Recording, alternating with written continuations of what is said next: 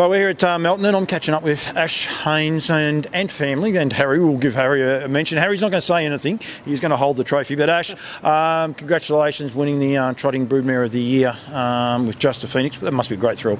Oh, massive thrill. First and foremost to win the award, but to win Duncan McPherson's award means a lot to us because he's been a wonderful support of what we've done over the journey. And Chris Shaw and myself bred the horse, and yeah, it's been a great ride, but I can't say how much of a support Duncan has been without, you just can't really explain what support he's given us in guiding us along, and to win his trophy is really special. Slow burn sometimes, like it has been a while. I was just trying to think of the little horse that Joshie Aiken had that burst onto the scene with the Phoenix name, and his name is escaping. You're going to help me out, aren't you? Absolutely, LJK Phoenix. Thank you very much. And it seems, in a way, like it wasn't that long ago, but then I was thinking that's probably 10... Well, probably showing my age, might even be longer ago than that. It can be a slow burn. People can look at you right at the minute and say, geez, you're having a great run. But it is the long haul breeding, isn't it? Oh, absolutely. It is a long haul, as you say. That's 10 years ago. You're exactly right, 2014. And at that stage, we just thought, well, wow, how good is this? We made a clean sweep of all the feature races. And the following year, we had a horse called Princess Phoenix come along. And she was wonderful for us as well, as a filly. And she won a Vic Bred, and we just were on cloud nine at that stage. And then, as you say, as quickly as you get there, down the other side, the slippery slope, and it can be quite a while before you get back. And it's probably not until RC's come along that we've been able to scramble back up. We've had a couple along the way. One Yankee Hall was really good to us with the Aikens again.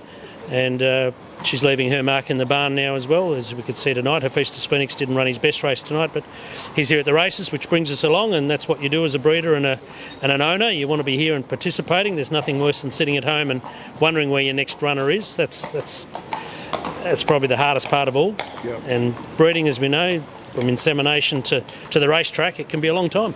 Do you enjoy it? Do you enjoy the breeding side of it, and that long wait? Absolutely. Yes, love it. Love the sales, love the whole build-up. It's costly, yes, but we love it. Sitting at home, bouncing off the family, the kids. Chris Shaw, when he was involved, was fantastic at the breeding side of it as well. We'd bounce around potential size and what crosses, and outsource some information. The people out there you reach out to. Brett Coffey's one that's been fantastic over the journey. And great Carlton man too.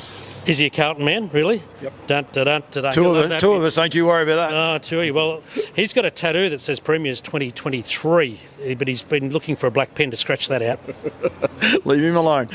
He'll be all right. But I think that is one of the great things about this game is the fun you can have. A good mate of mine and yours, Daniel Hibbard, he's only got a small share in Milk, because I ain't going there with that other name, don't you worry about that. But he's got a small share, but it's the ride that you can have and the people that you can meet along the way, and you just don't know where the journey will end. Absolutely, yeah. Daniel's a good one, Hephaestus, been a lovely horse to us, really well named, if those that want to care and look up the Greek god. I just can't say it. But yeah, Daniel's one. There's a group of the other boys in him, Gavin McCartney, his son,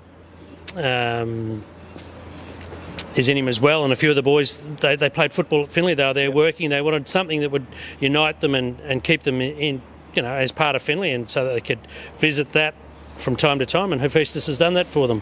Every time he runs, we're back in contact, and Tom McCartney's his son, and Lockie Small and a few others, Sean Cable, they just have a wonderful time keeping Nick Campbell, keeping up to date and rekindling their time at Finley through the horse. And he's not the only horse that does that. Lots of people out there, it's their way of staying connected, and horses do that.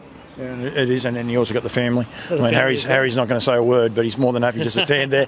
I bet you if we said this morning you got to come here and hold the trophy and just look smart in front of the camera, he would have said I ain't coming. Oh, he's a clever boy, Harry. He'd probably start quoting Winston Churchill and say there's something about the outside of a horse that does something to the inside of a man, and that's what it does. I ain't going there. So in other words, he can say Hephaestus Phoenix better than me. Oh, he'll rattle that off straight away, Hephaestus.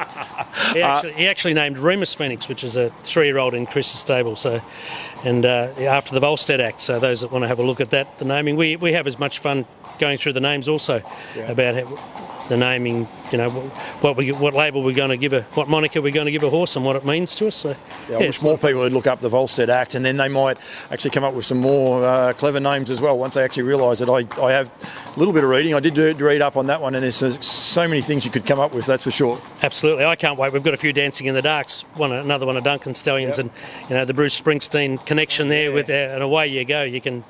You'll get Mark Hughes going then, because Hughesy will go to a concert. He'll just get on a plane and just go to a concert anywhere in the world just to see the boss. Well, there you are, the boss. There's going to be a lot of funny named horses, nice named horses that relate back to Springsteen. And once again, Duncan McPherson, here we are again. Yeah, and have a lot of fun. And that's a journey.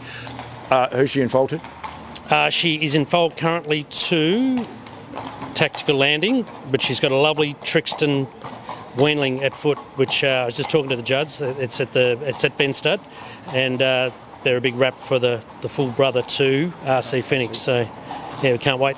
And where's he at, mate? Is he back in work at the minute? Chris has got him back in work. He's just bringing him along slowly. I was going to ask Chris how he's going, but the Swans must be playing because he's in and out of here in no time. Well, the Swans were playing. I think they were up when I last heard. So, yeah.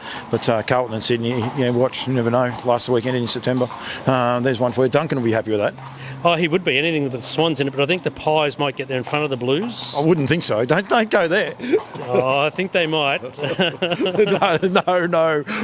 Will not be happening. We're going to have everyone watching this. We've dropped that many names. It's not funny. That's what it's about.